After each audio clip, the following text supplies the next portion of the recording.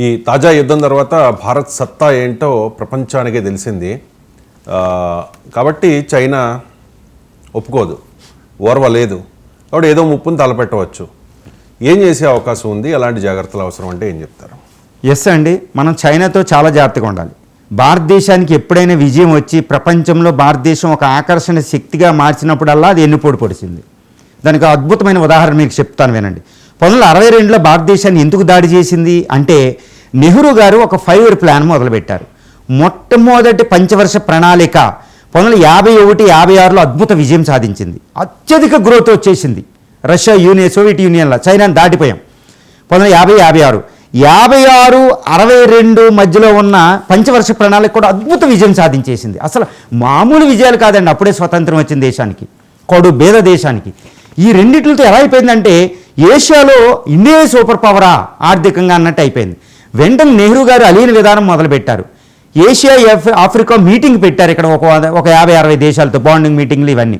ఈ నాసర్ అని Egypt, Tito అని యుగోస్లేవియా, సుకార్నా అని ఇండోనేషియాలతో, ఈ అధ్యక్షులతో నెహ్రూ గారు గొప్ప విధానం మొదలుపెట్టారు, ప్రపంచంలో అలీన విధానం అని. ఇది అసూయ వచ్చింది చైనాకి. సో అమ్మో, ఆర్థికంగా, రాజకీయంగా, అంతర్జాతీయంగా ఇది తిరుగులేని శక్తి అయిపోయింది. దీన్ని అణచాలని చైనా చెయ్యి బాయి అనుకుంటేనే చౌయాన్లో వచ్చి మన ఆయుధాలన్నీ చూసుకెళ్ళి మన శక్తి అంతా తీసుకెళ్ళి 1962లో సడన్గా అటాక్ చేశారు. ఇది అసూయ చైనాది. సో ఎప్పుడు అంతేనండి, చైనా చాలా డేంజరస్ కంట్రీ.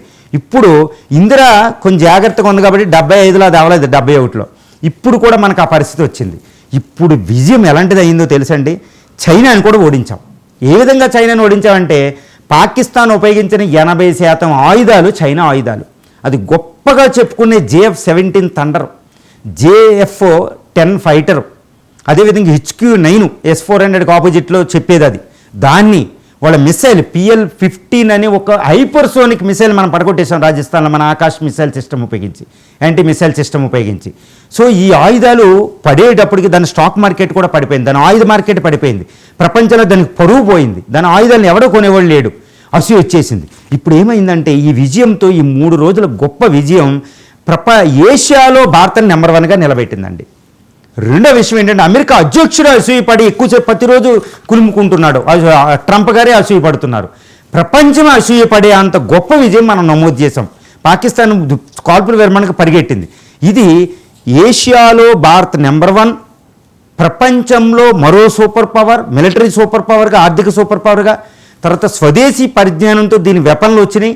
ఇంక ఏ దేశానికి లొంగదు అనే మెసేజ్ ఇచ్చేసాం. అంటే చైనా అసూయతో చనిపోతుంది, గోల పెట్టేసింది, కుమిలిపోతుంది. అందుకే అరుణాచల్ ప్రదేశ్లో అది వివాదం రేపుతుంది. పేర్లు మార్చి మళ్ళీ అది తీస్తుంది. పాకిస్తాన్కి ఒత్తాసు పలుకుతుంది. ఎలా ఏం చేయాలో ట్రేడ్ ఇవన్నీ చేస్తుంది. వంకరగా ఎన్నో చేస్తుంది. ఈ అసూయ అనేది సుస్పష్టం చైనా మైండ్ సెట్లో. ఈ Chinese CPC party, Chinese people's communist, చాలా dangerous party. Jinping very very dangerous.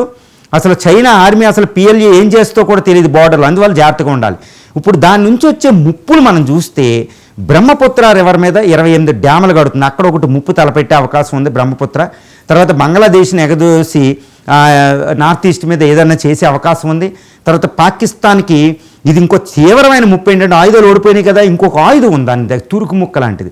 అది గొప్ప ఆయుధం ఏంటంటే JF-20 అని 5th జనరేషన్ ఫైటర్స్ పాకిస్తాన్కి అమ్ముతుంది. ఇప్పుడు 2 సంవత్సరాల పాకిస్తాన్ అమ్ముల పొదిలో చేరిపోద్ది. అది చాలా డేంజరస్ ఫైటర్. ఇప్పుడు మన రఫేల్ కూడా తట్టుకోలేవు దాన్ని. JF-20 ఫైటర్ చాలా డేంజర్. తర్వాత JF-35A అనేది ఒకటి ఇవ్వబోతుందండి, అది కూడా చాలా డేంజరు. ఈ 2 ఇస్తే మనకు ప్రమాదం. తర్వాత కొన్ని ఇంకా మిసైల్స్ టెక్నాలజీ ఇచ్చే అవకాశం ఉంది. అంటే పాకిస్తాన్ ఈసారి ఓడిపోకుండా చేసే అవకాశాలు తర్వాత ఎక్కువగా ఉన్నాయి మనకి. ఇక్కడ తర్వాత గొడారి పోర్టుల దగ్గర దాని మిసైల్స్, న్యూక్లియర్ సబ్మెరైన్స్ హిందూ మహాసముద్రంలోకి వస్తున్నాయి. రిపోర్టు స్పయింగ్ షిప్ కూడా మీకు పంపించారు, చూసుకోండి 2 రోజుల క్రితం. ఇది డేంజరస్ తలపెడుతుంది. కాబట్టి భారతదేశం చాలా జాగరూకతతో వ్యవహరించాలి. ఏ విధంగా ఉండాలంటే, బ్రహ్మోస్ మిసైల్ని S-400 ఇంకా కొన్ని తెచ్చుకుని, S-500 తెచ్చుకుని చైనా బార్డర్ వెంబడి కూడా వాటిని మోహరించాలి. ఇండియన్ ఓషన్లో క్వాడ్, అమెరికా, ఆస్ట్రేలియా, జపాన్తో ఉన్న ఒప్పందాన్ని మనం సొద్దు చేసుకోవాలి. తర్వాత ఇప్పుడు మనకు ప్రూవ్ అయింది ఏంటంటే, ఆర్థిక శక్తిగా అవతరించాలి. ఆర్థికంగా ఉన్నాం కాబట్టి ఈరోజు పాకిస్తాన్ మీద ఇన్ని ఆయుధాలు కొనుక్కుని వేసాం. చైనా విషయంలో అది చాలా ముందు ఉంది ఆర్థికంగా. ఆర్థిక వృద్ధి రేటు పడకుండా చైనాతో సమఉద్యోగ ఆర్థిక వృద్ధి దాటినప్పుడే మనం చైనాను ఓడించగలుగుతాం. ఈ విధంగా చైనా విషయంలో జాగరూకతతో వ్యవహరిస్తూ నిద్రాణ దశలో ఉండకుండా చాలా జాగ్రత్తగా వెళ్తారు. మోడీ గారు ఆ విషయంలో మాత్రం దిట్టే కాబట్టి ఆ ప్రాబ్లం రాదనుకుంటుంది.